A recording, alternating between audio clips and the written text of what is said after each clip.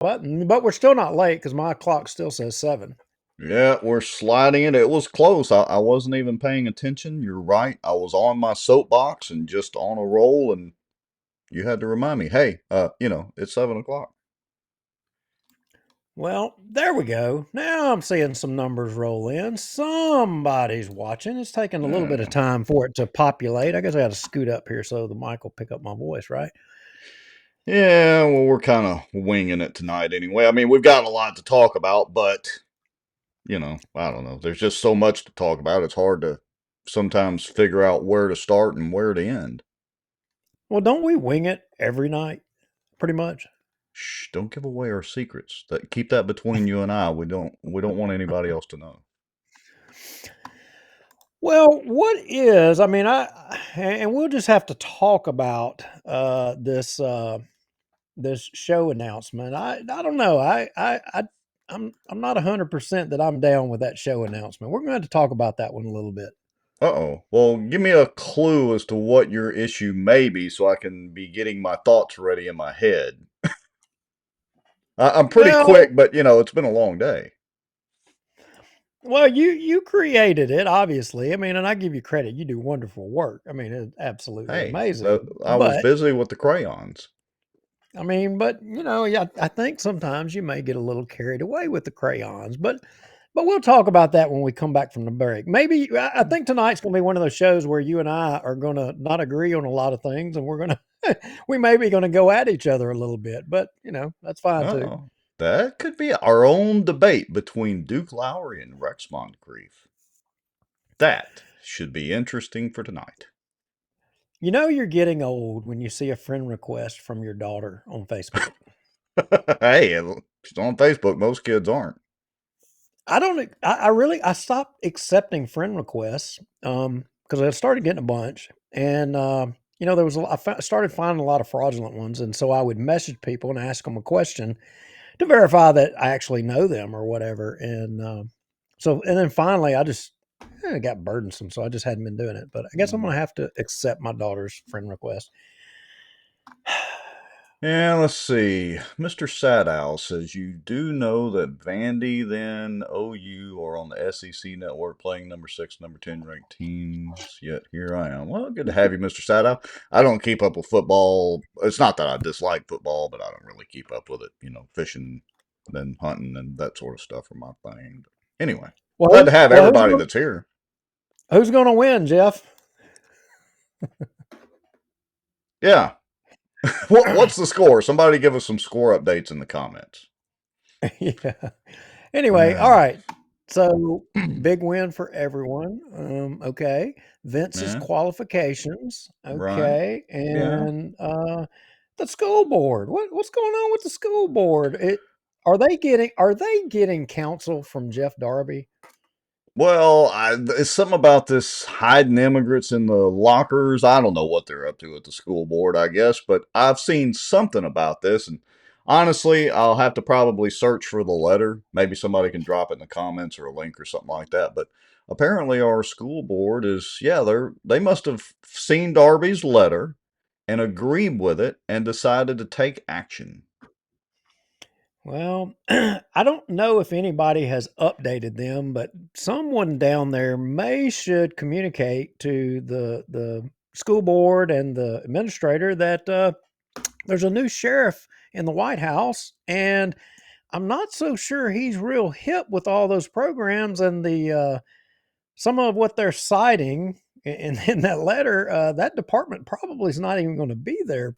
I mean, hell, it could happen within the next 30 minutes the way things are moving. With the stroke of a pen. Well, and this is what's always been interesting to me.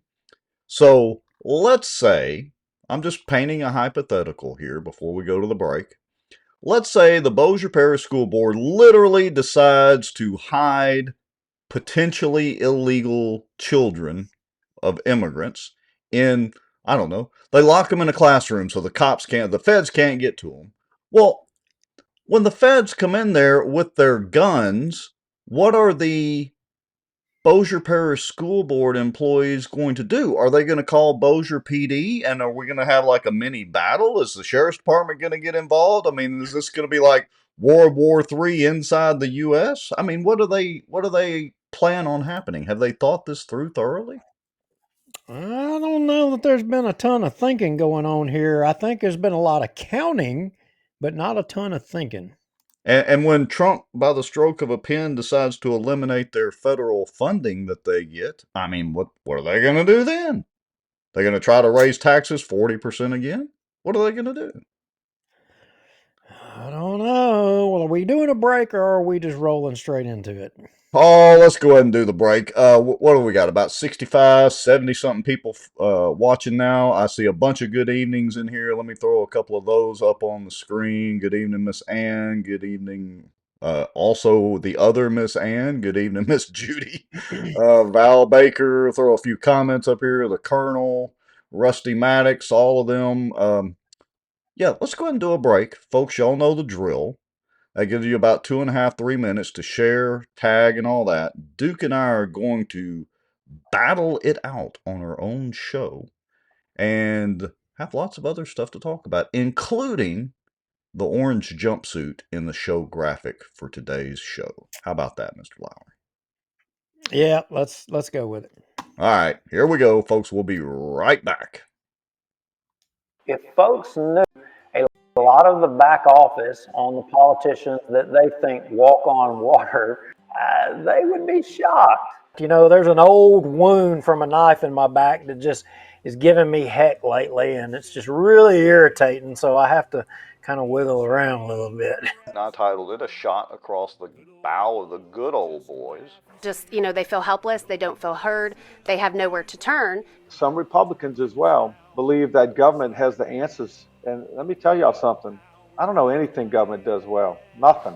Aren't there laws that say that you have public meetings so that the public can have accountability of their elected officials? As a member of the media, I'm very concerned about what I've just heard.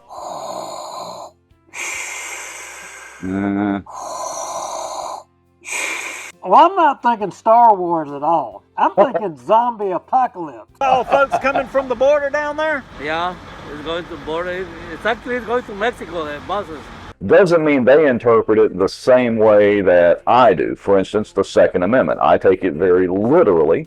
That's been interpreted different ways in the court system all the way up to SCOTUS. We're still right now combined on both pages and YouTube at 264 people watching. That is amazing, folks. Through conscious, shocking actions, which in turn would enrich sitting city council members Scott Irwin and David Montgomery Jr. In theory, it's an every week thing. We got to double check and make sure it's like a miracle any of this actually works.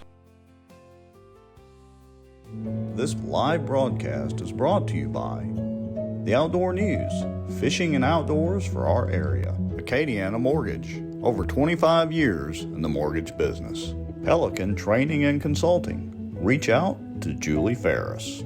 Smarter Geek, making technology easier. And folks sharing information and watching out. Now, grab your popcorn and a drink. Here we go. All right. Where shall we start first? Well, let's just start. So we got a bunch of people in here, and I also wanted to give credit to David Johnson. He's been a big help to us in the past, a little bit here lately, and I don't have him in the little ad thing, but wanted to give a shout out to our good friend David Johnson because he has always supported term limits, even through the Charter Commission meeting and everything else. Awesome. Well, hey, did you see Trump just announced a while ago, literally standing at the podium with Benjamin Netanyahu, that the United States is going to take over the Gaza Strip? Well, I mean, hell, we took over the Gulf of Mexico. We're taking over the Panama Canal. We may as well go across the Atlantic and take over the Gaza Strip. Why not? Well, don't forget Canada. I mean, Oh, yeah. and Greenland. Let's just take over everything. I mean, my mouth about hit the floor. I mean, but as I stopped and I'm kind of thinking about it, and I'm like, holy crap, I've never considered that, because all the people that are allowing all the terrorists to come in there. I mean, it's like nobody recognizes Israel, but if we took that and then all of these other countries keep letting all these terrorists come in there and they keep putting missiles out of their countries over in there, then you're doing it to the United States. Then it changes the game. That becomes an act of war then. That's interesting. I But it's not necessarily a country doing it. I don't know. This is such a gray area. Yeah, I get it, but man, so many things happening. Government is being exposed in countless ways. Um, I can't keep up, and I got to tell you, I am glad that I am alive to be seeing some of the things that are happening right now. And I know a lot of folks that are watching the show. Y'all don't agree. You don't agree with Trump. You don't agree, whatever. But I got to tell you, you got to be getting a big old smile on your face when you're seeing Elon and rolling up all this money with this USAID thing. Like, did you know that we spent $20 million to create an Arabic version of Sesame Street? 20 million? $20 Oh, million. why can't we get, well, I guess we would have to apply. Why can't we get one of these government grants? We need the help down here in Bossier. I I mean, we're mean, doing pretty good with everybody. Everybody's, been a big help and a big part of this, but maybe we should apply for these grants. But then we I would mean, be hypocritical. oh, absolutely. We joke about Mike Johnson and the transgender studies in Pakistan, on that. That ain't holding a candle to what they're funding. I mean, Oh, we've it's been just funding insane. the WEF. I mean, the George Soros Prosecutor Fund. You wonder how George Soros is donating all this money for all these DAs all across the country? Well, the taxpayers have been paying for it. All Yeah. the Canada, all their universities. We've been paying for all their universities too. I mean, it just goes on and on and on. Well, and it's kind of death by a thousand paper cuts. I mean, yeah, we spend a lot on military spending, on domestic programs and all that, but we spend a stupid amount of money on stupid stuff. And so, look, I'm all for it. If we can save 1 million here, 10 million there, 50 million here, 100 million there, it all adds up. I mean, but we're taking money, taxpayer money from everybody out here on the street. It doesn't matter. Green Party, Republican, Democrat, Independent. It don't make a damn. The federal government has been pulling every one of our tax dollars to spend on all this stupid crap. When how many people do we know that's hurting and could right here at home that Right? need a leg up? Yeah, I And agree. We need to. it's disgusting. Well, I'm not totally isolationist, but I believe we need to take care of Americans first, American citizens first, and then if we have anything left over, help others. That's pretty Yeah, simple. I mean, that's what I it believe. is. It is that simple. It is that simple. All And right. hey, talking about the USAID thing, I put a link in the comments. Did you see John Kennedy's comments? I mean, Oh, no, I haven't. he. Oh yeah, you got to see this, y'all. I don't know if y'all saw John Kennedy's comments, but he was interviewed, and it may have been Fox or somebody like that, and it's just I don't know if this guy, pre-plans the stuff that he says, but he is really good. He is Well, good at what he does. he might do like we do and just kind of wings it. All right, well, let me see if I can get that video pulled up. Here we go. Let's see. Let me hit that button, and everybody should be able to see it. And hopefully our system audio works tonight and everybody can hear it. All right, here we go. You get the point. I like omelets. You can't make an omelet without breaking some eggs. Now, President Trump ran for office saying, I'm going to review every single penny in the federal budget. Now, how are you going to review the spending in the federal budget without reviewing the spending? And that's what Mr. Musk is doing. Now, many of my Democratic colleagues and some of the tofu-eating wokarati at the USAID are screaming like they're part of a prison riot because they don't want us reviewing the spending. But that's all Mr. Musk is doing, and he's finding some pretty interesting stuff. To my friends who are upset, I would say with respect, call somebody who cares. They better get used to this. I mean, I don't think he plans that out. I think he just does it off the cuff. I think he's just and that I good. agree. I agree. Call someone who cares. And Yeah. we have been missing that in our politics for so long. I mean, all this stuff about let's get along to get along. I mean, look, I'm fine with disagreeing with somebody and being friends Right. with them afterwards, but we need to call a spade a spade. Iron sharpens iron, and we have not had enough of that in government. And I love that Donald Trump is bringing that to the forefront. And they're put everything out in the open, throw it all out there for the whole world to see. It don't matter party. Let everybody see what's been happening, and let everybody make their own judgment. Yeah, I mean, I agree 100%. I mean, at least Trump is, well, I hate to say, the federal government and things that happen, I mean, just these ridiculous expenditures we've been talking about, that has been going on for a long time. We can't just blame it on Biden. I mean, it's been across Republican and Democratic presidents Yep. and mixtures of Congress. And what he's trying to do is basically take what's been, let me not use an expletive, what's been screwed up for the last, I don't know, I'm going to say 50 years, and he's basically trying to undo it in, about 2 weeks? So And he's about done it. he is stirring the pot on a much bigger scale than you and I ever could. No doubt about it. Yeah, no doubt about it. So I understand, I have it on good authority that you've got some questions regarding a PEC meeting that happened. Yes, I do. So I want you to put on you're the chairman of the PEC, right? Current chairman of the PEC. That is a matter of fact, yes. Okay, so I want you to put on your PEC chairman hat for a little bit and take off your amateur journalist, pundit, citizen activist hat for a minute. Take off all those hats, put on the chairman of the PEC hat, the Republican Parish Executive Committee hat. Now, I want to remind everybody that Enough babble about it. Bring it. all right, hold on. I want to remind everybody that the PEC is enabled by statute, by Louisiana law. It's 18:444. All right. Do you, as the current chairman, feel that the PEC meetings should be open meetings? In other words, invite the public and let the public attend, so on and so forth. Well, I think yes, but I think with limitations. I mean, it's just like the Democrat Party or even the Independent Party or Green Party, if they had PEC meetings.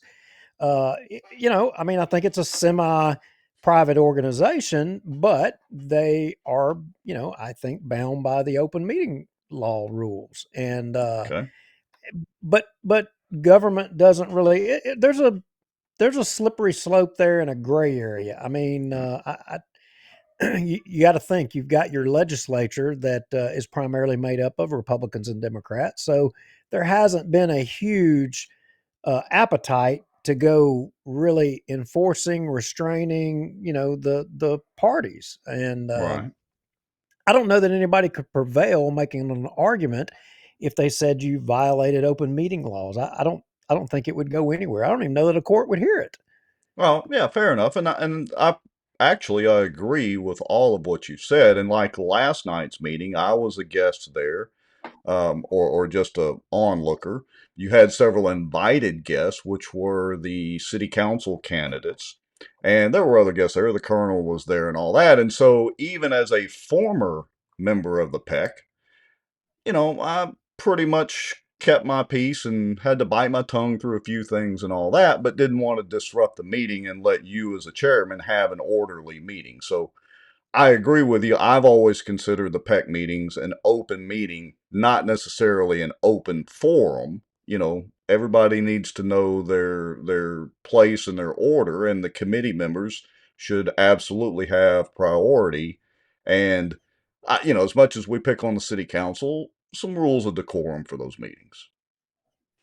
Yeah, and it was just like I'll give you an example, and I'm not going to say who in the comments, but there was one person that's not on the committee that couldn't. I ain't going to say they couldn't control themselves, but they wanted to talk a whole lot, and I said, "No, you are not recognized, and not until all of the actual members of this committee who vote are finished, asking their questions, and then, I mean, because we're conducting business, and then I would recognize people from the public if they had a question to the candidates. I'd recognize them at that point, but they would be out of order to try to jump in the middle of our business.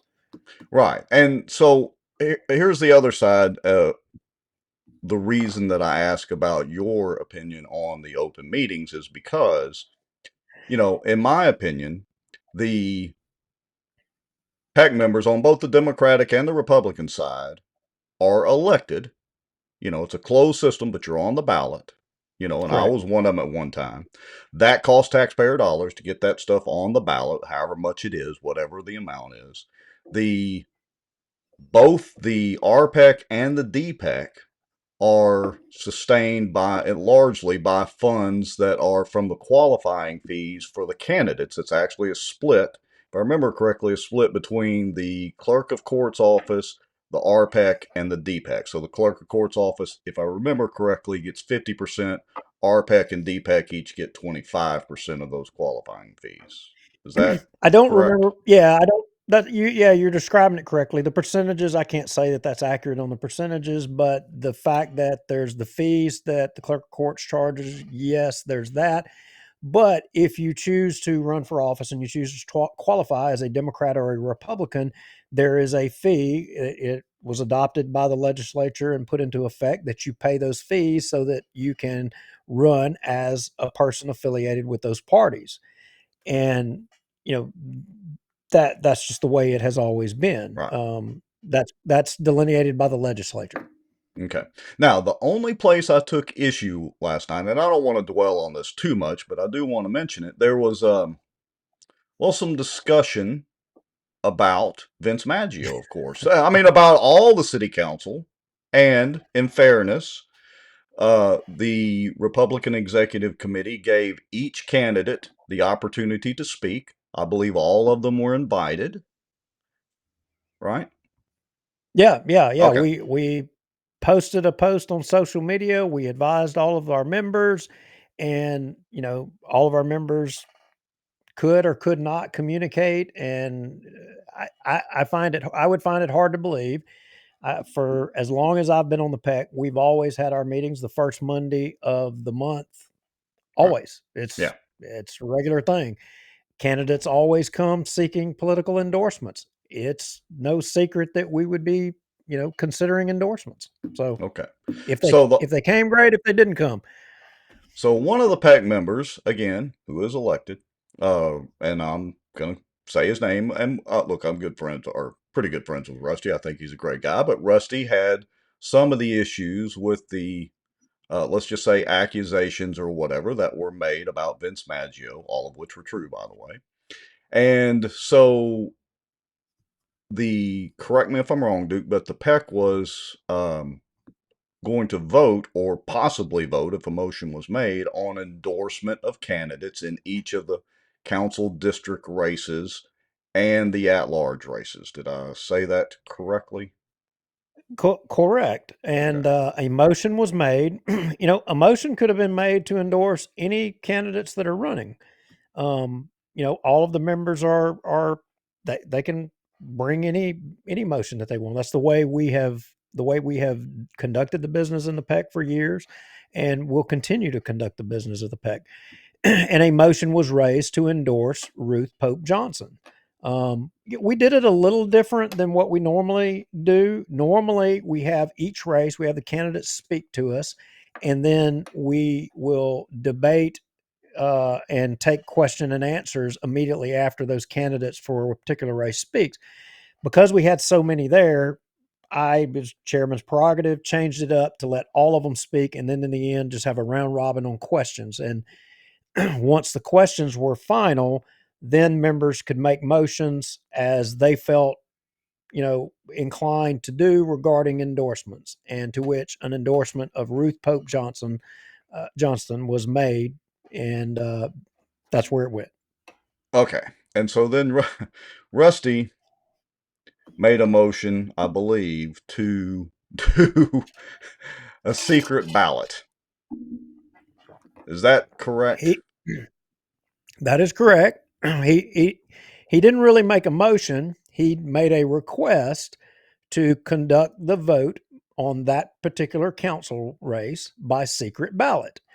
And, at first, as the chairman, I mean, it's kind of the chairman's prerogative to how the vote will go.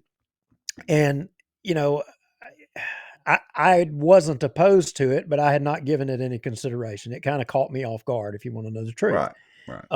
But before we could dispense with that, there was another motion that was made, a motion to table the whole thing. We dispensed with that. That motion failed in tabling it. And interestingly, Rusty didn't want to table it. He wanted to have the vote. Let's go ahead and move forward with it. Let's vote. But he was insistent on wanting to have a secret ballot. And I didn't particularly have a problem with that. Right. It was brought to my attention and admittedly, I did not know. I should have known, but I don't know. I'm not saying I'm 100% wrong still yet. I know what I saw. I know what I read that was provided to me, and it did say that you can't hold a secret ballot vote or a no vote, like that. Right. But whether that provision in the RNC rules applies to a local PEC or not, I'm not 100% because we have our own rules.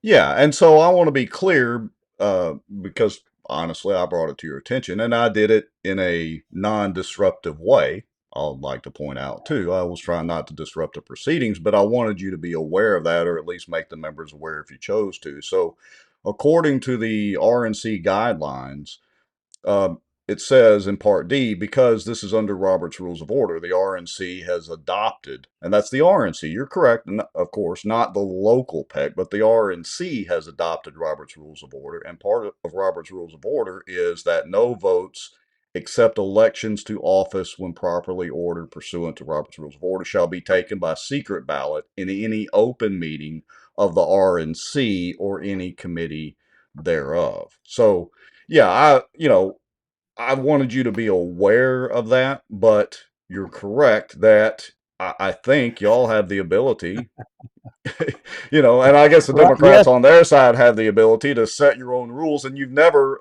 even when I was on the PEC, we always used and deferred to Robert's Rules of Order, but I don't remember us ever making a motion to adopt Robert's Rules of Order, unlike the City Council, I would like to remind everybody, that absolutely has on more than one occasion. So let me get in here. Yes, Ryan Haygood, I am now deep state. Yeah, that's fine. You can go ahead and I'm deep state.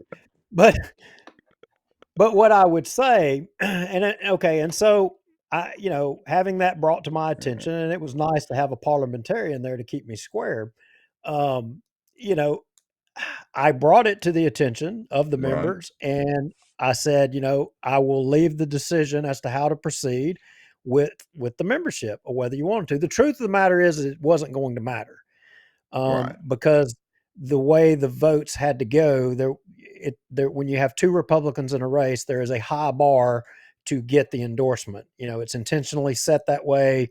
I have my own opinions, and I may give that here in a little bit, but it's a high bar. And it probably wasn't going to be made anyway. So I left it to the discretion of all the members of whether they wanted to proceed with the secret ballot or go ahead and have a voice vote.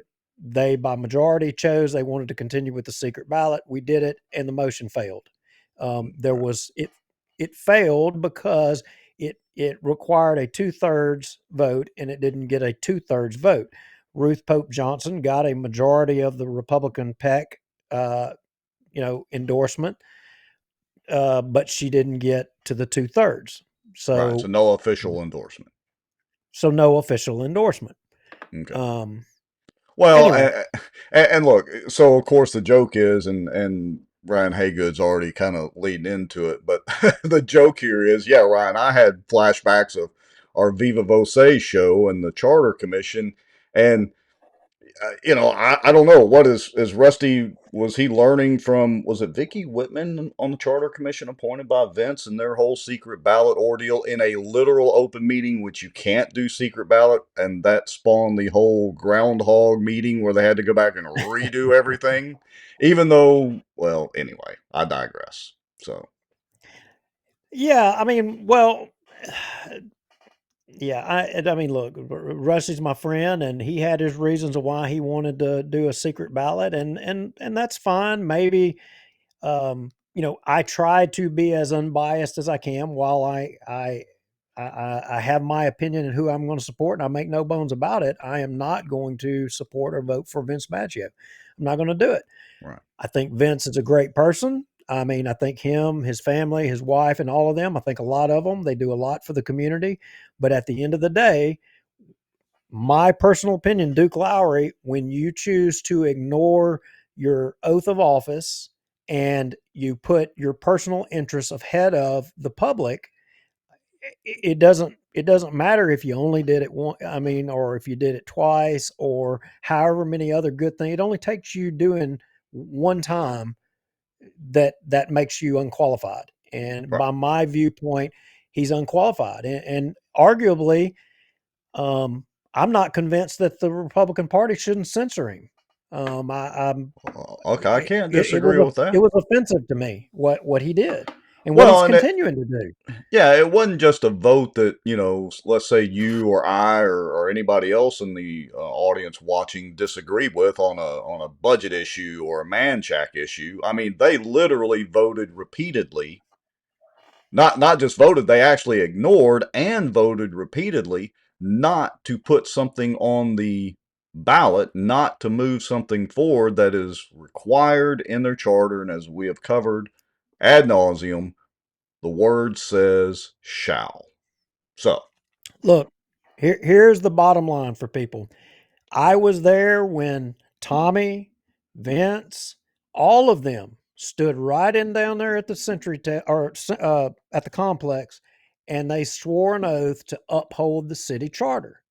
So right. when it says you, as an elected official representing the people, shall do something, and you make the conscious decision to say, I'm not going to do that, you're violating your oath of office, your sworn oath to the people. I don't care how many dumpsters you put out on the streets at your own expense. I don't care how much trash you go pick up on the street.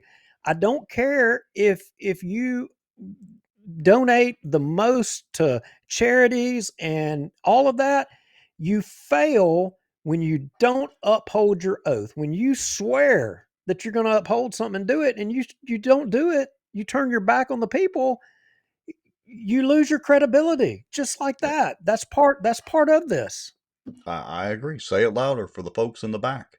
So look there, folks. That was part of our debate tonight. And Duke and I said from day one that we would hold each other accountable sometimes as things happen. So I wanted to mention what I observed again as a guest at the RPEC meeting. Duke, thank you as the chairman for clarifying that, and would like to invite anybody in our audience that would like to attend, come to the next PEC meeting, I, and I yeah, observe what goes on. and I think folks should.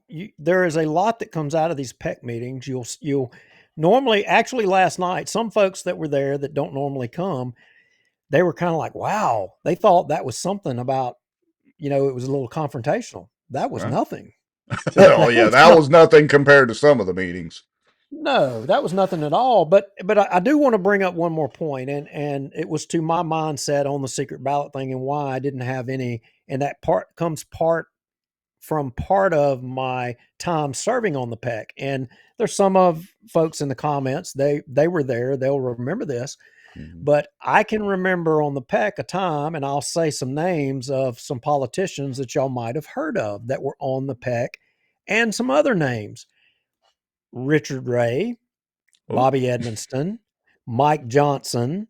I think Jeff Thompson was on it at that time. of course, Mike Collier, Ann Price.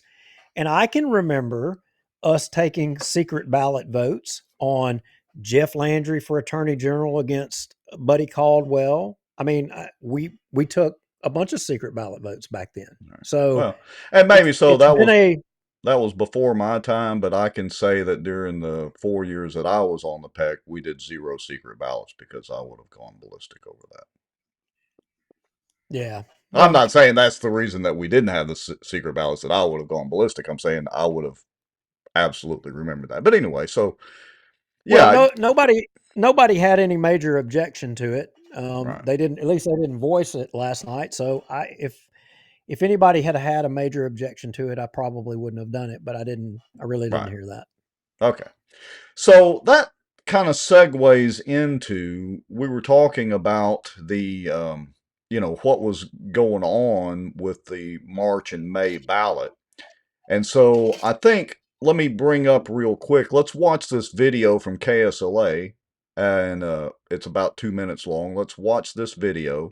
It's got some sound bites from Lewis Johnson, who's, of course, a public information officer, and it's got some sound bites from Jeff Sadow in there. But I want everybody to listen to this, and then I'm going to give, after we have a little discussion, I'll give what I think should be our official position as far as you and I think we agree on this, on the ballot issue. So let me see if I can get this video to play, and then, well, here we go. New at 10 in your vote. After years of debating for the needs of the city of Bossier, Bossier City voters will finally see term limits on their ballot this March. KSLA's Miracle Garrett has more about the potential changes in Bossier City. It puts term limits exactly where he thinks that they belong, which is in the hands of the people. March 29th of this year, Bossier City voters will finally see term limits on their ballot. Yeah, there's going to be a big sea change in Bossier City government. Bossier City Mayor Tommy Chandler ran unopposed and will move forward into his second term. Mayor Chandler supports the controversial topic of term limits for city officials.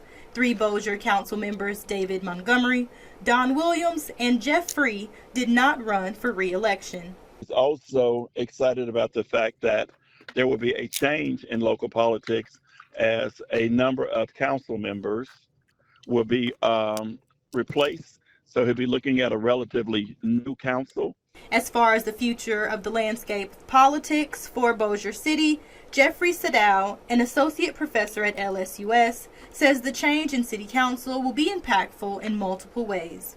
I just think a lot more transparency and openness we're going to find, generally speaking, and you'll see it more specifically in terms of much less capital spending, more openness to contracting and things like that. They've seen both the good, the bad, and the ugly as it relates to the challenges and what happens when bodies work together, and they've seen what happens when bodies don't work together. Many Bossier City Council members fought hard to keep term limits off of the ballot, and now most of them are not running for re-election. 2 of the 3 have served for well over 25 years. I would say that they feel that their duties of service to our community has been well served, and I'm sure that they plan to remain active in supporting Bossier City. I think there was just such bad publicity about it that they knew that there was going to be an uphill road to get reelected, and so they just deferred. Miracle Garrett, KSLA News 12. At 10. Okay. So I'd like to point out real quick that for a change, it wasn't Wes or the Colonel or you or me in those videos, or Cassie. So I'd just like to point that out. But anyway, go ahead. Well, that is amazing. I had no idea that the Bossier Term Limits Coalition was responsible for the term limits on the March ballot. I mean, did you not see Tommy Chandler holding the shirt up? Say it. Right. I mean, am I missing something? Did I hear anything about the May term limits? I didn't hear a word about that. So is KSLA and the Bossier Press Tribune, are they in league here? I mean, and Jeff Sadow's not talking about term limits. He's talking about the overturn of the city government in Bossier. Yeah. So Sadow, did they edit that? Well, so Sad Owl's in the comments, so let us know, Jeff. Did they selectively edit some of your comments? I mean, what all did you actually discuss? Because you're right. KSLA has put out a couple of good videos and articles, there's no doubt about it, but that one article blurs the line in the March and the May ballot issues. So while Jeff is trying to gather his thoughts and let us know in the comments, I'm going to Well, switch maybe we screens should here ask in just a Hal. second. Maybe we should ask Hal. I'm sure he has the answer. Yeah, Mr. Stay out of news and blogging for 2 whole years and then jump back in when we turn the heat up. But I digress. Remember, we're dead to Hal. Although I will give him credit. Always got to give credit where credit's due. We have shared a couple of posts from Bossier now where he had some really good information. So I'll give credit where credit's due, but he still hasn't undeaded you and I from him or whatever. Anyway, so let me see if I can switch screens. I like your language, Jerry. Hijacked. I love it. Yeah, exactly. Hijacked. That is it. Let's see. Let me get this dragged over here and let me expand it a little bit, and then let me hit the button and it should poof up on the screen. So just for everybody watching, and we're well north of 125, 130 people, I will post this on Bossier Watch or the Bossier term limits eventually within the next day or so. But here's the basic thing. The real term limits in May are the ones from the People's Petition. Of course, we strongly recommend voting yes to the term limits that will be on the ballot in May. As a reminder, again, a lot of you know this, but as a reminder, we submitted 2 certified petitions to the City Council, and both times the recalcitrant 5 on the City Council, Montgomery, Williams, Darby, Free, and Maggio, violated the city charter and law to avoid simply letting the people's petition items go to the ballot box. If they would have done that one single thing, just put it on the ballot like the charter says you shall, we would have nothing to talk about on Bossier Watch much as far as the city council goes. So they did this to themselves. All right.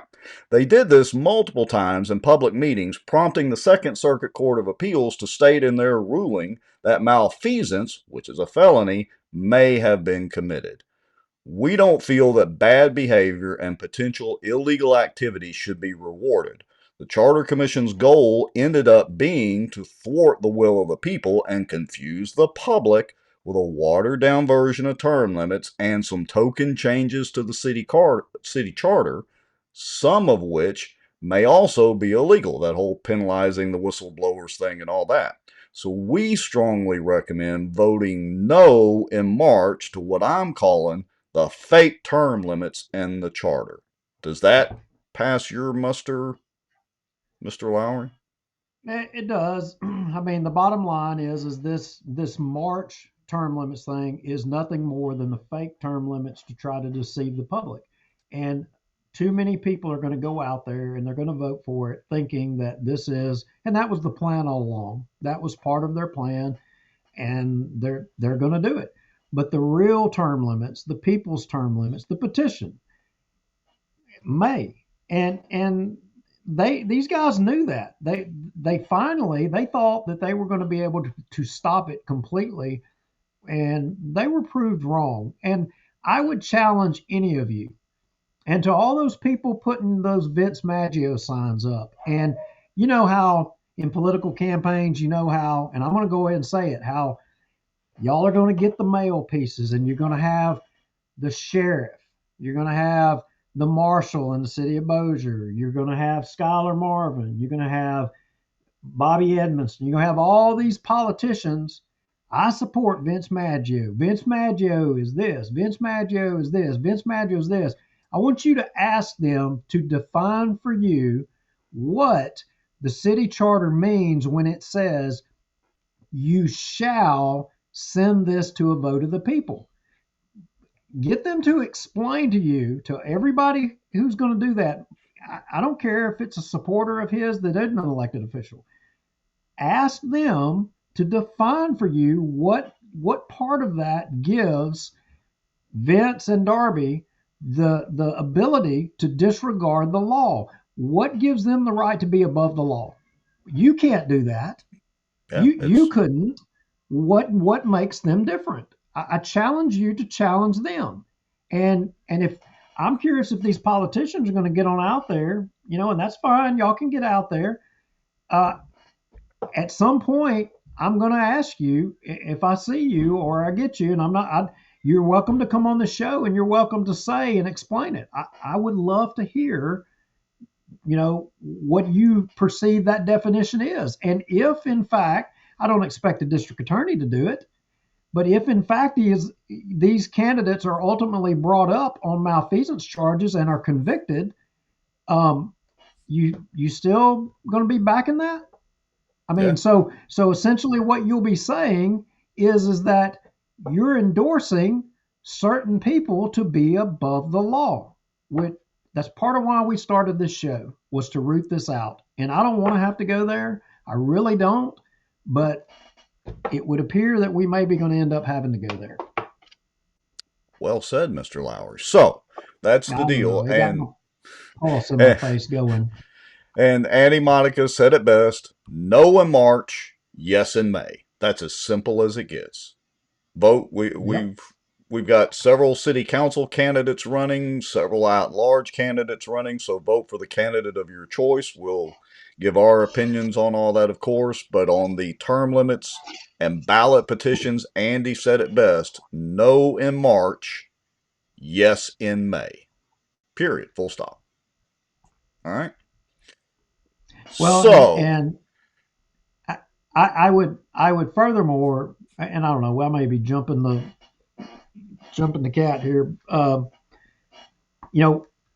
We did put out a request for signatures of people calling on the district attorney to impanel a grand jury to determine whether to charge all of these councilmen with malfeasance or not. Right. I will say that we have gotten well into the hundreds. I don't think we're going to say how many hundreds that we have gotten, but we have gotten well into the hundreds that have signed, that petition. And I would encourage people to, if you have signed it, get some other citizens that are like-minded and feel like that it should be investigated. I mean, because I don't care who it is. If it's you, Rex, and you're breaking the law, I mean, you should be held to account for it. Everybody should be held to account. Nobody should be, there should be one equal playing field for everybody in this city. There should not be a double standard. And any politician who is agreeing to have a double standard, they need to be run out on a rail. And we may not be strong enough collectively, all of y'all watching this show, and with our little Bossier narrow cast, as Jeff Sadow calls it, we may not have enough juice to get it done, but it's not going to be because we don't point out your hypocrisy. Yeah, I agree. And so I've got the Bossier term limits page website pulled up on the screen. All you have to do is go click on that red button right there that says sign the DA letter for malfeasance. Now, this doesn't legally obligate the DA, the district attorney, to do anything, but collectively these letters, when they get sent to him, will carry some weight because, I mean, he's got to pay it. Well, I guess he could ignore it, but he should absolutely pay attention to it. And I would like to say, because you mentioned or hit on a couple of points there, this has been a collective effort since day one. And I don't want to go down the pathway of the whole history of Bossier Watch and all that tonight. We've actually done it before.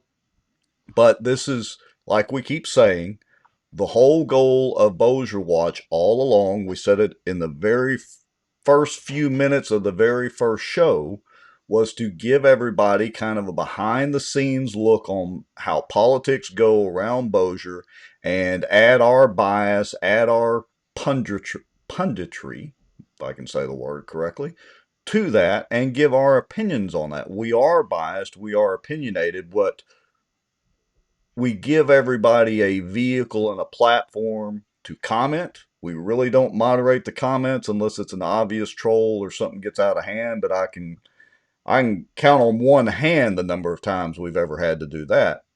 And that's what this has been all about all along, and the idea for Bossier Watch has been brewing for many, many, many years, and just everything came together with you and I to put this together and put this show on, and well, here we are.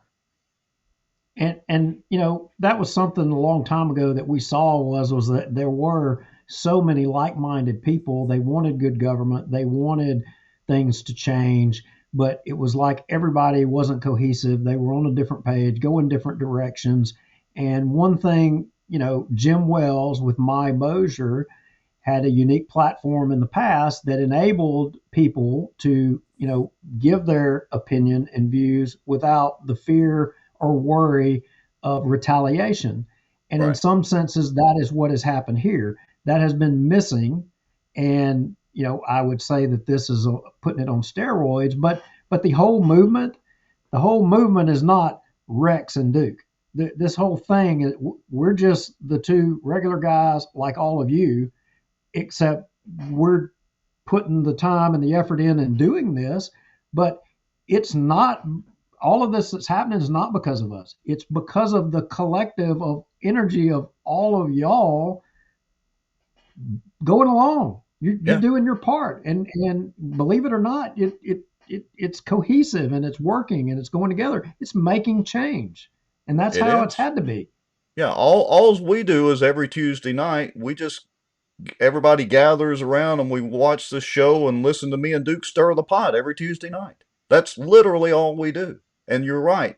It's a whole collective effort, and I don't want that to get lost on anybody at all. Every view that you make, whether you comment or not, every comment that you make, every like, every share, every neighbor that you tell about is what is helping facilitate this change. Every article you read from, even though he's dead or we're dead to him, every article you read from Bossier Now, or every article you read from Sadow, or every video you watch that Wes is in, or the Colonel, all of that helps. Every meeting you attend, even if you don't speak, all of that helps. Okay, enough of the cheerleading and the soapbox.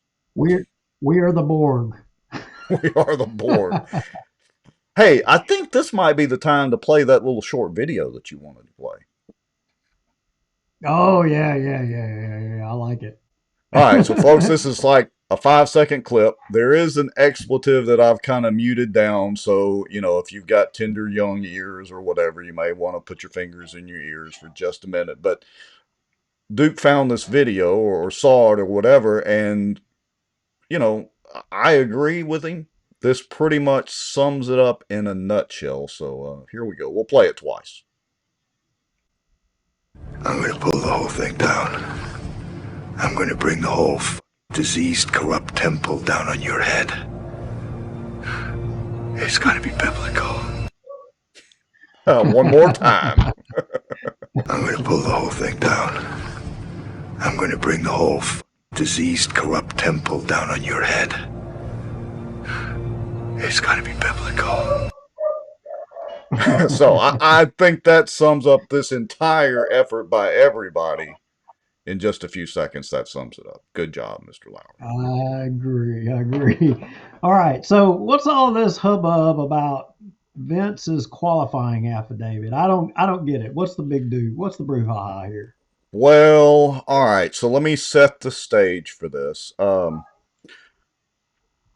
know I'm deep state and all according to Haywood, but I'm sorry. I guess I don't have the cipher to figure it out. So go ahead, bring me up to speed. All right. Well, let me do a quick rundown of the scenario. So as everybody knows, to qualify for city council or any other office, you have to go to the clerk of court's office, fill out a qualifying form, pay a fee and all that, and, you know, officially qualify or that you're going to run for a particular office. That's all qualifying basically means. And you attest that I think you don't have a felony and whatever the boxes are that you have to check. Okay. You only have a certain number. Do they have the not yet box? The not yet felony box. See there? Yeah. You're referring to my orange jumpsuit that you said you didn't like. I'm confused. Sorry. I couldn't resist. You baited me up there. Go ahead. So just put the carrot right out there for me. And so there's only, you know, a certain number of days, and it's just a few days that you have a qualifying period. And It was, several candidates didn't requalify for any office. Jeff Free did not. David Montgomery did not. Bubba Don, which was already kind of being reported that he was probably not. Bubba Don did not. And it was kind of looking like Vince may or may not. Now, let me put this the correct way. So Vince had some family issues. And I think it's well known to everybody that he had to attend a funeral. I think it was his mother-in-law passed away. And look, we may not agree with Vince politically, but our sincere condolences out to his family. So this has nothing to do with, the funeral and what he had to attend there per se. But apparently, because it's public record now, apparently Vince also had some health issues, and so he was not sure he was going to be able to make it up to Benton to qualify. And that's kind of setting the stage. Did I pretty much set the stage correctly? Well, that's allegedly what all was going on and what happened. To our knowledge, that's what happened. Okay. Well, so let me get my screenshots prepared here, and let me make sure I've got my notes. I'm following along with the notes. All right, so with all of that said, Vince qualified to run for city council. And we were like, okay, well, how did he do that? Well, lo and behold, the rumor was circulating around. We got some messages and all that Richard Ray had actually qualified for Vince. So I sent in, or we did, as part of Bossier Watch, a public information request Sunday to the clerk of court's office. They promptly responded Monday morning. I think it was about 11 o'clock, something like that, Monday morning. And they sent back the copy of the qualifying form and the affidavit. So give me just a second. I'm going to pull that up. Let me get the screen going. All right, here we go. And so this, even though it shows his address or whatever, this is all public information. So it is what it is. So here's a qualifying form. And you can see, maybe a little hard for some of you to read if you're on mobile, but I'll try to walk everybody through this. So you can see here's the candidate information, his address, his telephone number, email address, etc. And this was recorded on January the 30th at 4:23 p.m. So I believe that was Thursday evening is when it was recorded at 4:23 p.m. Total amount as qualifying fees were $450. I mean, that's all standard stuff. That's not a big deal. Party affiliation, etc. Here's where things get interesting. Look down here at the notary that notarized this. Can you read that, Mr. Lowry? Can you see the signature? I see Zamboni model 1995, I think. Am Exactly. I reading that correctly? I think you just nailed it. Okay. It is notarized by none other than Charles Jacobs. Well, okay. Maybe that's not so bad, right? Maybe he had to have a notary or whatever, and, Charles just happened to be there. Well, here's where it gets interesting. This is page 2. This is the agent affidavit. And honestly, I had never paid attention to the qualifying forms to realize that you could do this. But there is an agent affidavit, which, simplifying it, gives someone the ability to file the notice of candidacy to qualify on behalf of someone else. And so here it is. I, Vince Maggio, do hereby attest that none other than Richard R. Ray has the authorization and consent to file this notice of candidacy on his behalf, Vince's, for election to the office of Bossier City Council District 5. Vince Maggio. And it's signed by, supposed to be Vince. And again, I want to point out, he is authorizing Richard Ray to do this on his behalf, and he's got Charles Jacobs notarizing it. I mean, look, I'm sure this is completely legal. I'm Sure it is. I mean, it's definitely an authorization form. It is part of the process. It can be done.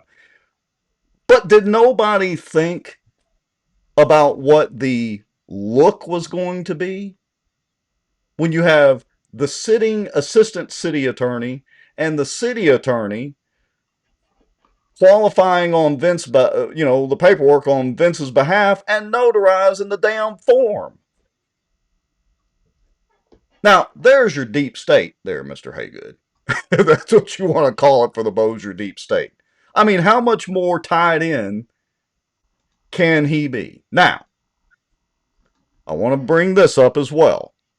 Well, I have a wait a minute. Hold up. All We got to right, stop. go ahead. I got a question for you. Would they have done that if he was going to run for mayor? Well, a good question. I've got a question. Is that service and ability, was it open to any candidate running for office? Was it open to Cliff Smith? Was it open to Ruth Pope Johnston? Was it open to Miss Deborah Ross?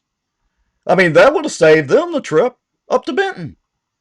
Saved them the gas money, saved them the time. They could have been out knocking on doors. I guess we'll see on the campaign finance report if they charged him for it and whether or not it's an in-kind donation. I don't know. We'll see. Well, yeah, there's a question. Were they acting in their personal capacities? Were they acting as a city attorney? But I've got something that might actually clue us into that as well. So, but I apparently was not, or we weren't the only people that had this particular idea. Our good friend, Mr. Deep State himself, in the comments, Ryan Haygood, had this idea. And he sent in a public information request. And Ryan, you can clarify in the comments. I think you sent yours in maybe Monday morning or whenever it was. Anyway, so Haygood sent his request in to, I believe, the mayor's office as a public information request. And guess who responded? None other than Richard Ray. And this is a long, convoluted email. We're going to post this, but basically, I want to read at least some of this. Dr. Haygood, please consider the following response to your request for records made earlier today. I will provide you with some factual information or factual background so that you have a clear understanding of what actually happened. Not false information based on distortions and conjecture that seems to be so prevalent in our area in recent years. Now, I got to take a time out right there. I just showed everybody on the screen share the actual qualifying form and the affidavit. I don't know how that is false information at all, and simply asked a few questions. That's all. How is that false information, Mr. Lowry? Well, I don't know that he's talking about us. We haven't put anything out there regarding this, but I don't know that anybody's put anything out there regarding this. So I'm really curious about who or what he's talking about. I mean, it would seem that he is a part of the sewing circle and the grapevine rumor mill because he's hearing it. But anyway, carry on. I'm sorry. All right. Now, I want to point out something else. I'm going to put the little finger pointer up there at the top of the screen. Notice, this is an important distinction because words matter, right, Richard? So things that you do in email matter. He sent this from his official city account. So the way I read this, he's describing what actions he took and what transpired, and he's doing it from a bossiercity.org domain, which to me is acting on behalf of the city as the assistant city attorney. Now, again, I'm no lawyer. I just act like one on Facebook sometimes, but I'm just pointing this out. No misinformation, no false information, no distortions. I'm just pointing out what email account he sent it from. All right, here we go. And Richard, if this is not correct, if this is not the correct email, you're free to come on the show. You've got all of our phone numbers. All right. To continue on, and this is why I say this is public information. He sent this from a city address. Therefore, his emailed response to Haygood is public information too. So, Richard says, last Thursday morning, Vince Maggio was transported by ambulance to the hospital for a medical emergency. I attended the funeral of his mother-in-law that morning and learned of his hospitalization after the funeral was concluded. A member of the family relayed to me that Vince wanted me to visit him in the hospital. I went to the hospital, Willis Knight and Bossier, and met with Vince, and in that meeting, he requested that I, Richard Ray, serve as his agent to deliver his candidate qualifying form to the Bossier Parish Clerk of Court. As the day progressed, Vince learned that his visit to the ER was likely to turn into an unplanned hospital admission, and he was worried that he may not be discharged in time to make it to Benton before the period of candidate qualifying ended the next day. Okay, fair enough. Were you doing it on behalf of the city, acting as assistant city attorney? What were you doing, Richard? Because that is the real question. Louisiana law. Go ahead. Go ahead. Anyway, go ahead. I got a criticism, but I'll go ahead. Okay. Continuing with Richard's email, Louisiana law, specifically revised statute 18:463, allows a designated agent to deliver the qualifying form to the clerk of court as explained at the top of the form. Councilman Maggio signed the proper forms in the presence of a notary public, Charles Jacobs, and provided me with his qualifying fee. I was asked by Mr. Maggio to help him in a time of need due to his emergency hospitalization, and I was honored to help him. Vince is a person who spends a great deal of his own time and his own money helping others, but rarely asks others for help. Sounds more like a campaign plug, but I digress. All right. This was an incredibly stressful day for him. Agreed. As he was hospitalized and forced to miss the funeral and burial of his mother-in-law, Josephine Peters, a person who lived in his home and whom he shared a very close personal relationship. So I want to pause right there. I'm not saying it wasn't stressful for Vince. I hate that he had to go through a hospitalization and miss the funeral of his mother-in-law. And again, sincere condolences to all of the family that's affected by that. So we get that part of it. So I want to make that crystal clear.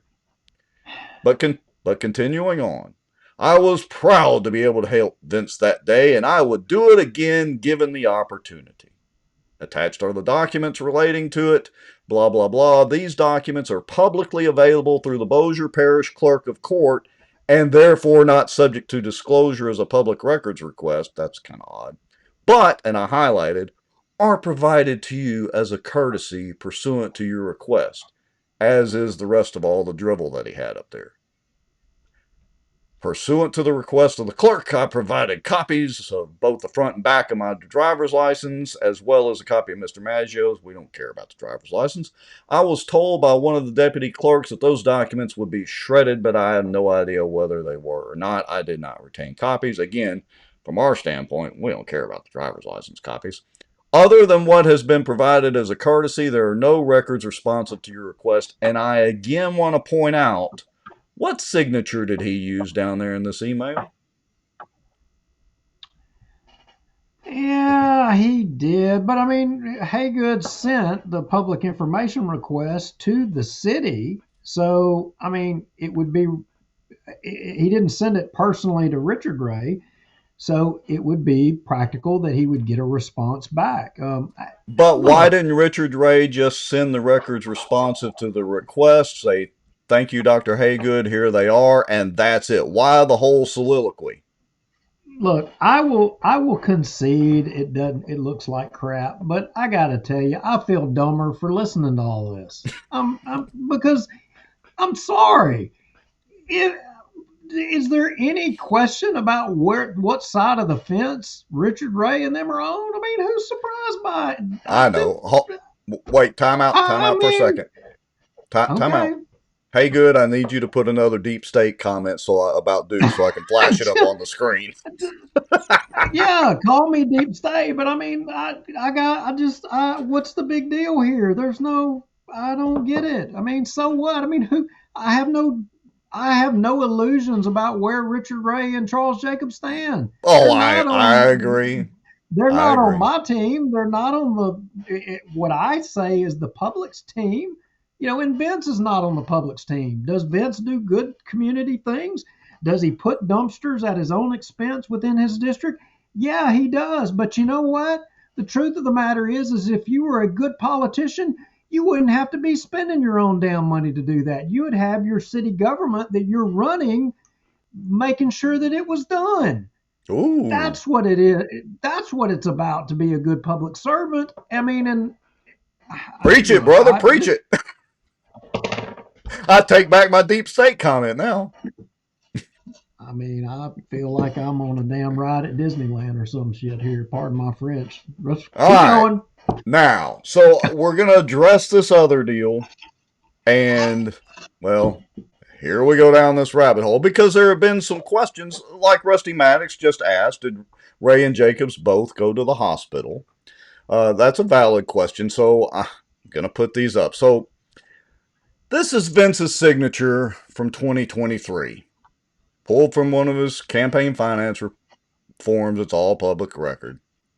This is Vince's signature from 2024. Notice, look, pretty similar there. And I'm no handwriting expert at all. This is a signature from 2025, January the 10th of this year. Again, very similar. Notice how the writing is and all that.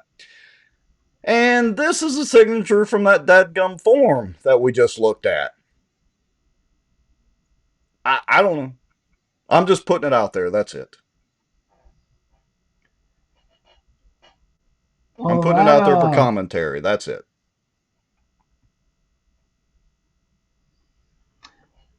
Huh. I don't know. I'm no handwriting expert. I'm not either. I am not.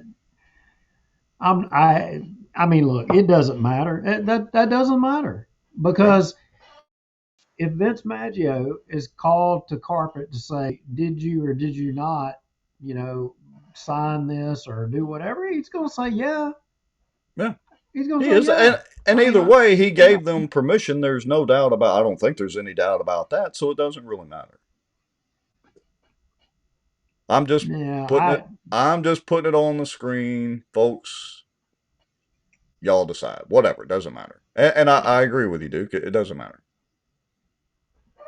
It doesn't matter because at the end of the day, if people want to vote for somebody who will just knowingly break the law, not follow the charter and just ignore it, and if they want to support elected officials who support this activity by elected officials, then by all means, it goes to, and we keep talking about just Vince. I mean, Darby's right here too.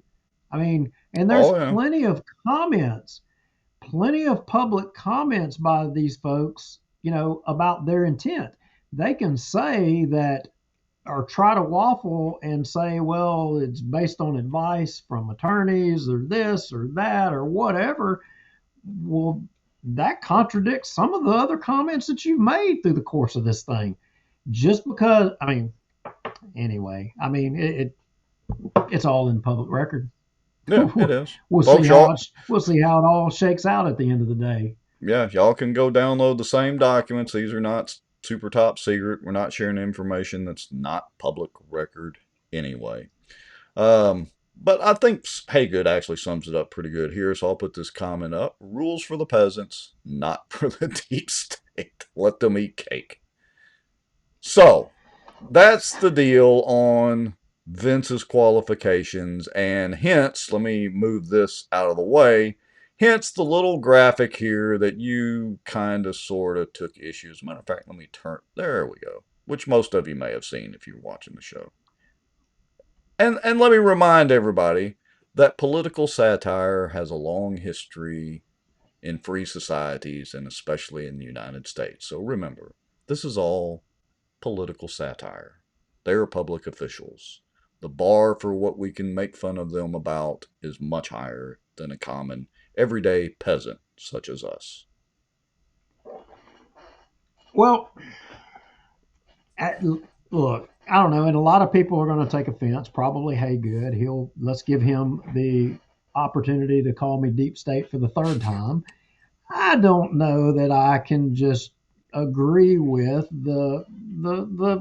I mean, you're in a jumpsuit with jail bars behind you. Okay, I don't know that that accurately reflects the situation, and Well, it doesn't at I the don't know current that I time, and agree with that. he's well, it doesn't at the current time. I mean, he's not. All right, so let me get this out of the way. Hold on. We got to do. All right. So he is not, at least as far as we know, Vince Maggio is not in jail at the current time. However, Or I Darby. mean, nor Darby, nor any of the recalcitrant five. However, the Second Circuit Court of Appeals took it upon themselves, not prompted by any of the attorneys, to mention that it, and let me be very careful in my words here, may be malfeasance in office, referring to the city council's refusal to follow the law, follow their charter. And also, I might point out, not follow Judge Parker Self's order to put it on the ballot. May be considered, may be construed, whatever, as malfeasance. We will see. That's up to whatever law enforcement, however all that is handled. I don't know. We'll see. Yeah, but if our local law enforcement thinks that it's okay to just one set of laws for one group and another set for elected officials, I don't know. That presents another problem, and I got a really good suspicion and that they're probably all going to run right out there and say, "Oh, vote for Vince. We are in favor of breaking the charter, not following the charter." Well, here's the counter to that is everybody has to let their friends and neighbors know, especially if you're in Vince's district. Gotta let everybody know this is what's going on. A lot of people, look, we have a very good reach overall in the last 4 or 5 years that we've built through the help of everybody with Bossier Watch, but we certainly, absolutely don't hit anywhere near all the voting public in Bossier City and Bossier Parish for that matter. So it's up to y'all to do the legwork and make sure and amplify our voices from our soapbox every Tuesday night. It's up to y'all. Now, if you're for Vince, that's fine too. Let us hear in the comments. Let us hear. I want to hear what you think "shall" means. I would love for you to define that for me. For all of you Maggio Darby supporters, what does "shall" mean? All of the rest of us are waiting. We want to hear it. And not just that, I will reiterate, we've said time and time again, Vince, you're welcome to come on the show anytime. We'll give you the mic and let you get your spill out without saying a word, but be prepared for some non-softball questions, but you're more than welcome to come on the show just like any other elected official or appointed official in the city or parish that we make fun of. Or just simply point out what you guys do. Yeah. All right. Well, I understand Vince has two of the best attorneys around, and I don't know if that information is talking about the city attorneys or if that's talking about his personal attorneys. And I'm sure one of those is Juliana Parks, but if it's not the city attorneys, I mean, I don't know. Yeah. All right. I was going to go down Vince's memory lane. I don't know if we really need to do that tonight, to be honest. I think I'm going to put together a series of videos, and kind of hit the highlights. I've been talking about doing that for a while, just hadn't had the time to do it. But I think I'll do a highlight, the best of Vince and the best of the good old boys. My favorite was if I wasn't doing my job, I would quit. Well, again, define for me when it says you shall do this. I mean, that was your job. You didn't do it.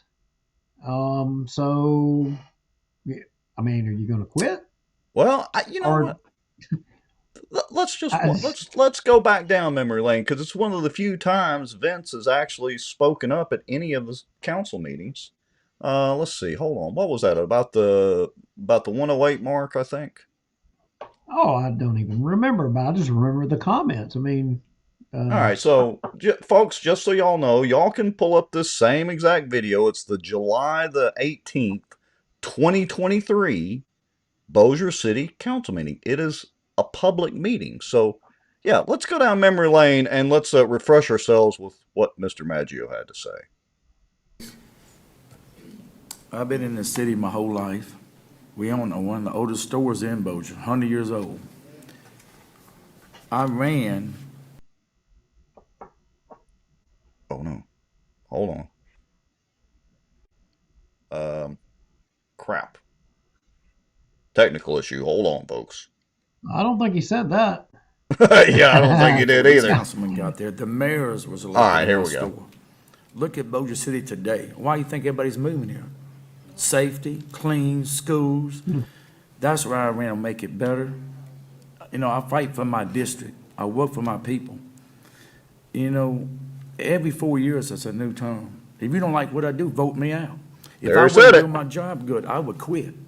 Oh, where are you going to quit? I love this people. And I love the city with my heart. I wouldn't be up here now if I didn't love it. And these men up here now, I'll tell you, I've been in business all my life. Well, you just look at Bossier City and look at the other cities. That's all I got to say. And this is my home, and I will fight for it. I would do the right thing for Bossier City. Yeah, they're held to account. Well, you just heard him. They're held to account when they break the law. Look at the other cities. They're held accountable when they break the law, but not in Bossier City. Right. He would do the right thing for his city. You heard him. We rewarded in Bossier City. Yeah. So, look, I don't know what kind of false information that is. It's Vince's own words, and you can look at his voting record along with the other members of the recalcitrant five. They repeatedly voted in open public meetings to break the law by not following their charter and then not following a judge's order. It's as simple as that. It is well beyond the term limits. It is about breaking or following the law, and they very publicly chose not to. It's as simple as that. Well, he's not the only one. You know, I understand that Mr. Darby is out there, you know, beating the bushes, trying to get reelected. And I mean, he takes a lot of credit for a lot of things. And just this guy knows no end. I mean, he's a piece of work. Yeah, he is. So let me get those screenshots pulled up. You give me just a second here. So I'm going to pull up the first one. So this is one of the door hangers from Jeffrey Darby.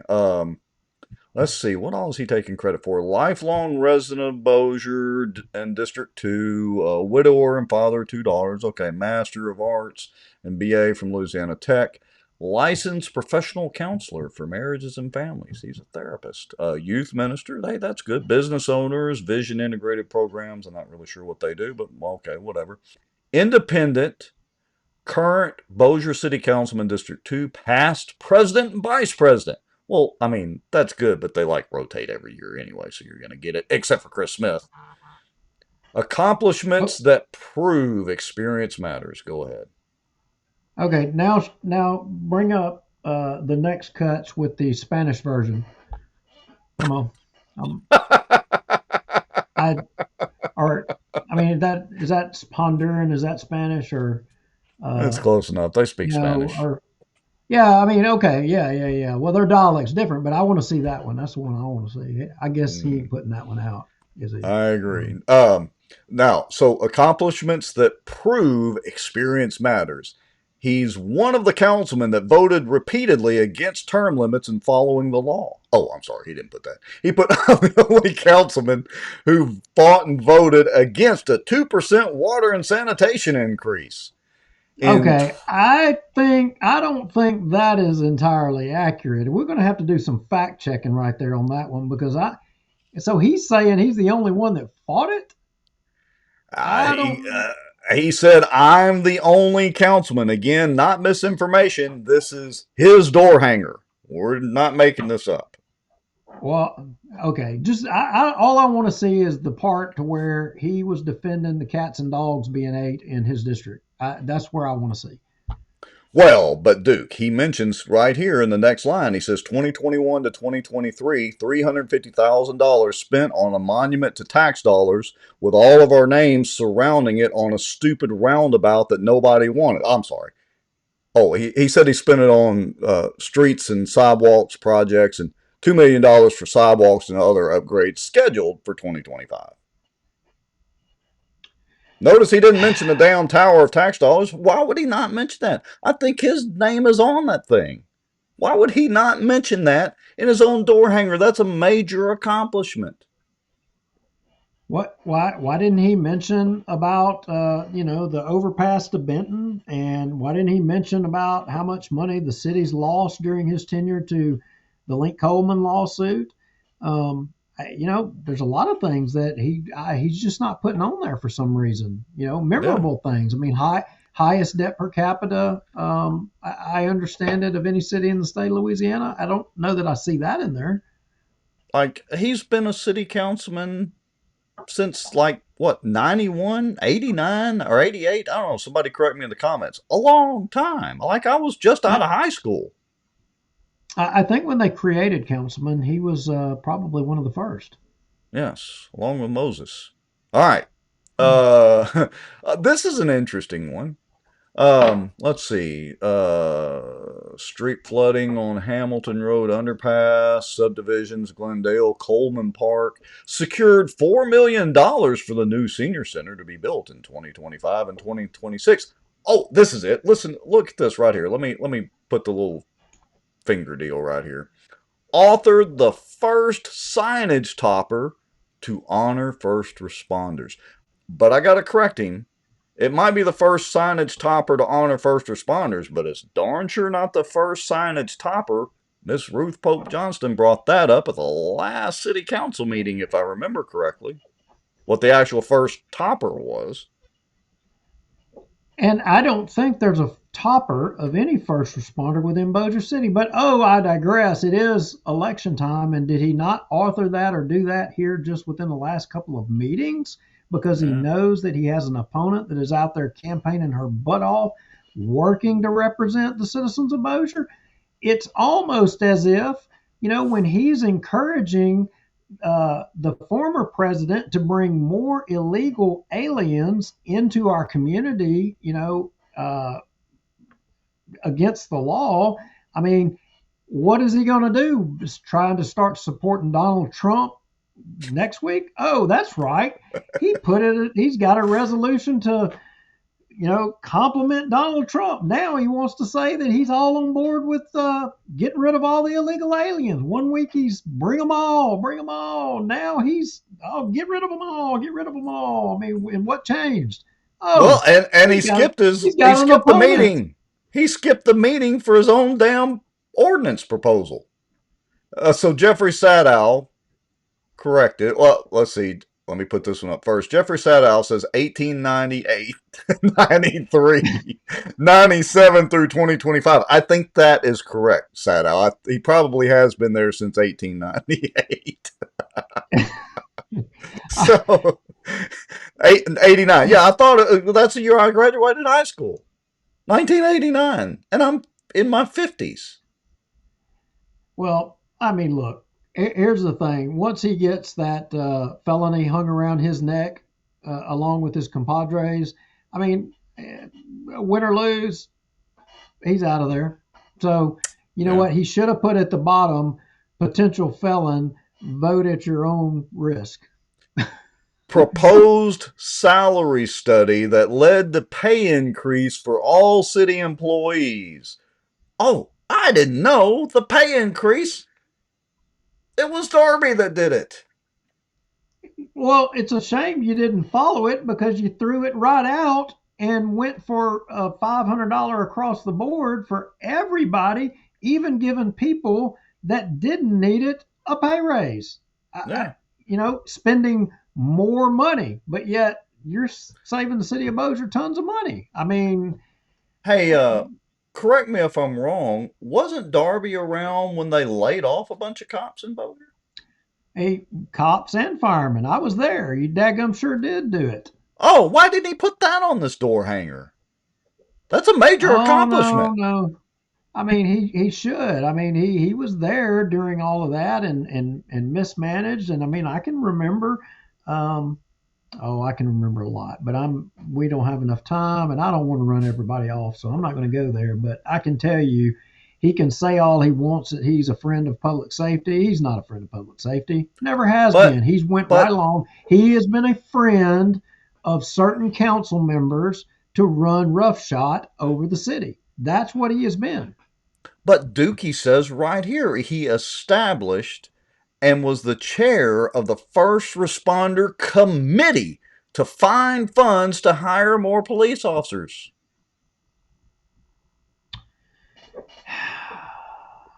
Darby, you're welcome to come on the show too. I dare you.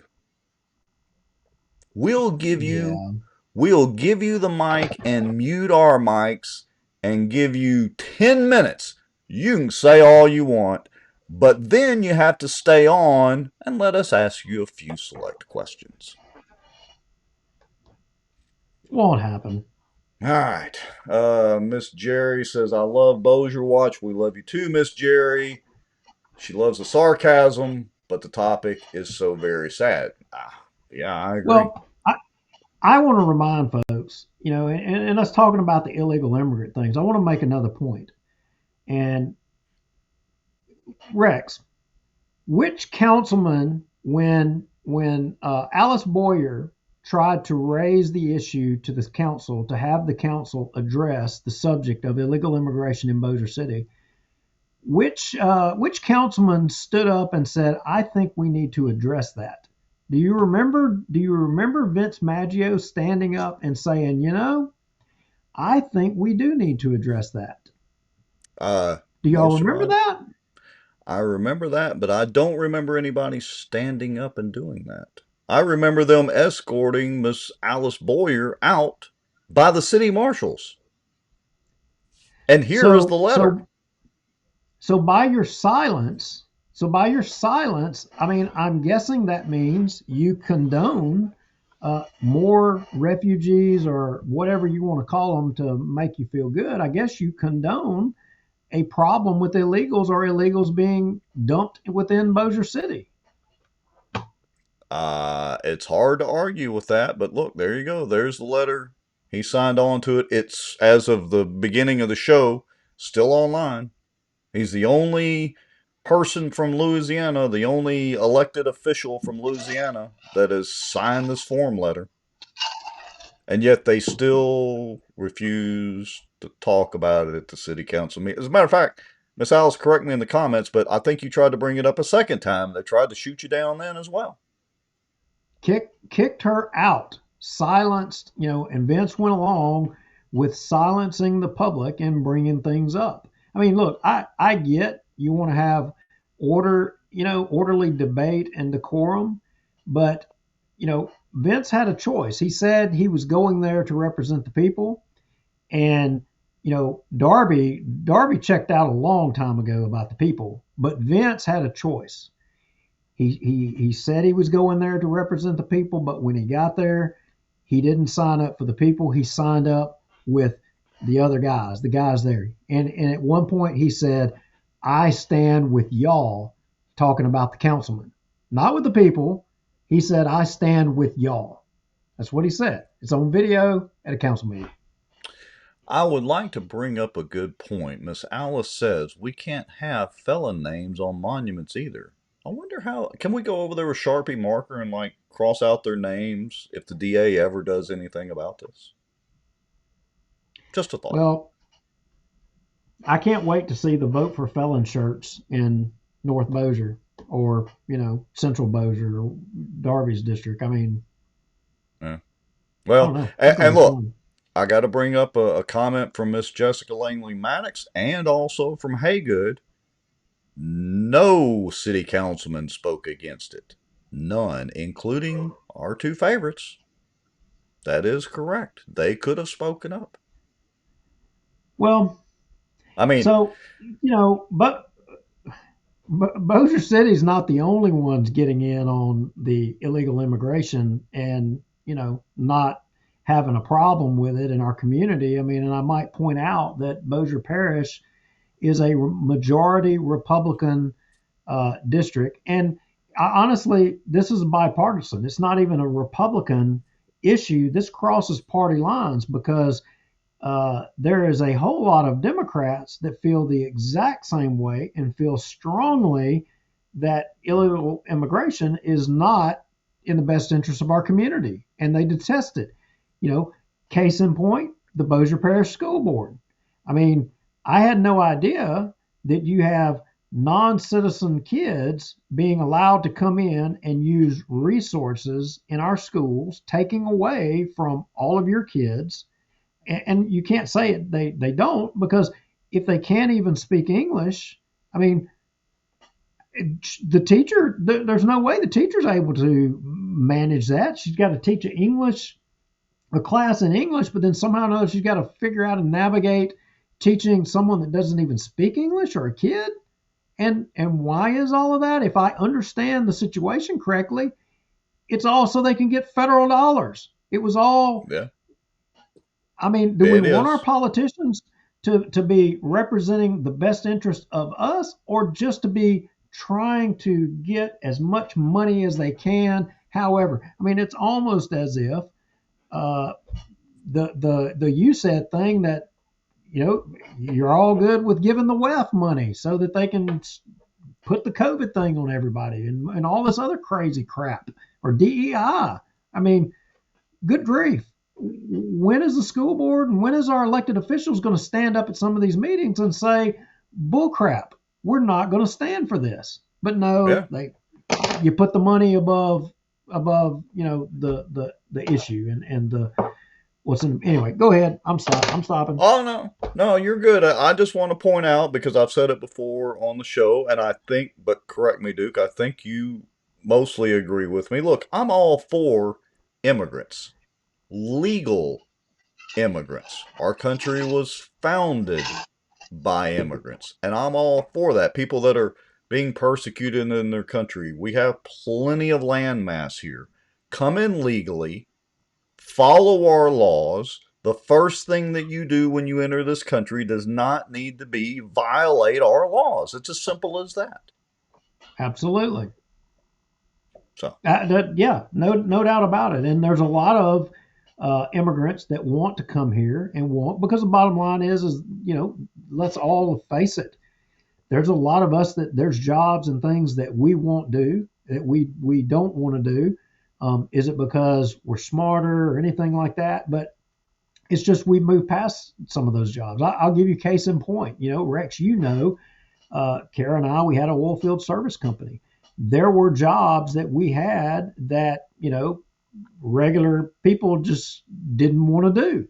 But, the immigrants with green cards, and all of my people had green cards, all of them, when they came to work for us. And they would do the job. And I'm telling you, they were grateful to have the job.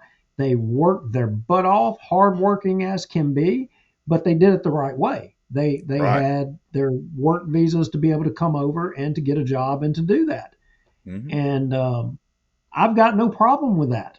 I've got no problem whatever. But like you said, all these people, raiding our border like they have, and our elected officials here locally are going to just throw in with all of it. No, that's not what any of us want. None of us have signed up for that. And for our school board and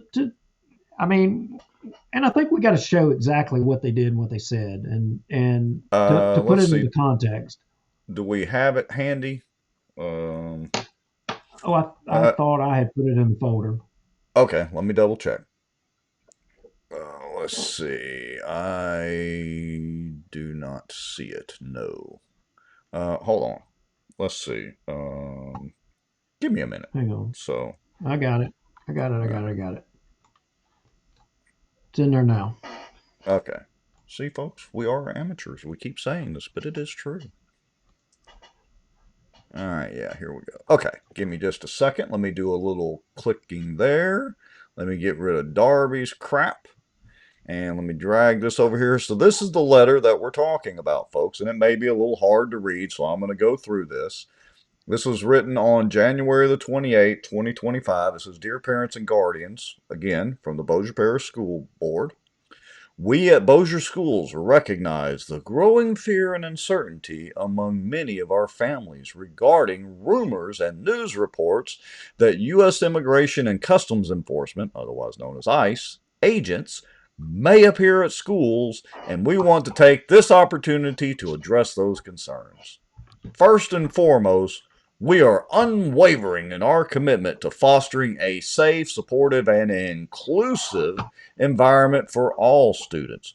We believe that every child deserves the opportunity to learn without fear and to feel valued and respected as members of our school community. While we recognize our diverse community includes a range of perspectives and beliefs, it is our responsibility to protect those rights as well as the dignity, safety, and confidentiality of every student. Kind of hard for me to get through this fluff. But anyway, here we go. Federal law provides strict guidelines on what information can be released by a school, which includes the privacy of students' education records and immigration status. Let me repeat that. Immigration status. Bossier Schools will seek to comply with that law and follow all other federal and state laws and district policy which provide guidance on who is allowed to contact students during the day. School is a safe haven for children, and we will follow all safety protocols and exercise every power available to us to ensure that our students' safety and protect their rights as afforded to them by federal law. Okay, so Roland, you're going to get, I can't stand this. You're going to get the SROs to stand up to the ICE agents who probably have bigger guns? I mean, literally, that might be what it comes down to. I mean, what are y'all going to do? Well, Are you going to try to enforce the no gun policy within 300 yards of a school? What are you going to try to do?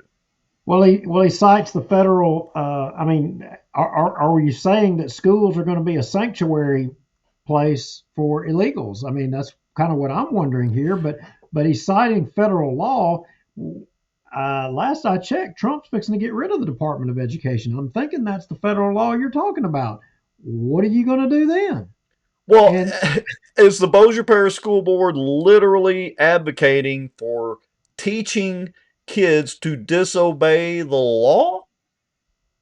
Is that, I mean, I'm reading between the lines here, but that's not a stretch to say that. And is the sheriff's deputies who are the school folks, are they enabling that? I don't know. Are y'all going to live up to your oath to, uphold the Constitution and all the laws? What are you going to do? Maybe they've been sharing notes with Darby down there in Bossier City. Oh, maybe so. All right, so Bossier Schools will continue to work in partnership with our families and ask that you do the same. It is our firm belief that the best place for children to be is in the classroom to learn, with no break in their daily routine, and it is our mission to continue educating every student enrolled in the district. In times of uncertainty, it is more important than ever to lean on the strength of our community. Together we can ensure our students feel supported by their school community. We encourage our families to contact your child's principal if you have any concerns or questions. United in Education, Jason Rowland. I mean, look, this is my problem with modern day education. I mean, bow up and fight the fight. I remember this on the COVID stuff.